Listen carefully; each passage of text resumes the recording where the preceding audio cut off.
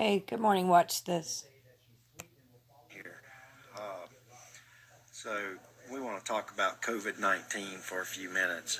And first thing I want to say is does it look like there's a ventilator shortage? There's not. Okay, as a matter of fact, we're running less ventilators right now than we would normally run.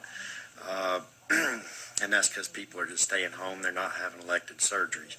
I want to talk about the numbers and the criteria that goes into what a COVID patient is, or a patient under investigation, what's also called a PUI.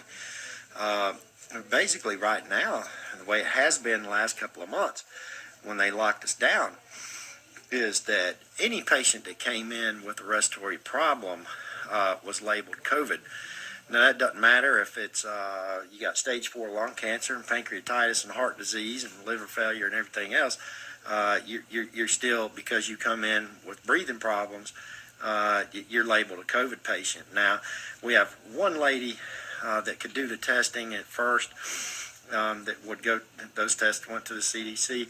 Only one person was qualified to test that for the whole place. So several of these patients under investigations were never tested, uh, and maybe they died or whatever.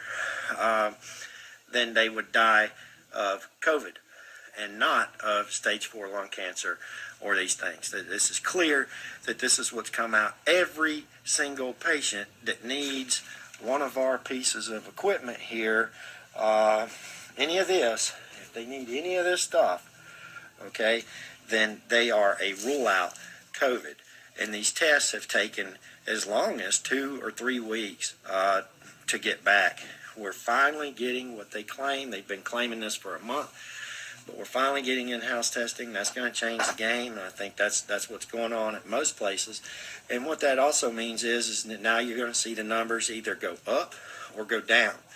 And I would suspect we're going to see them spike up and then spike down real quick.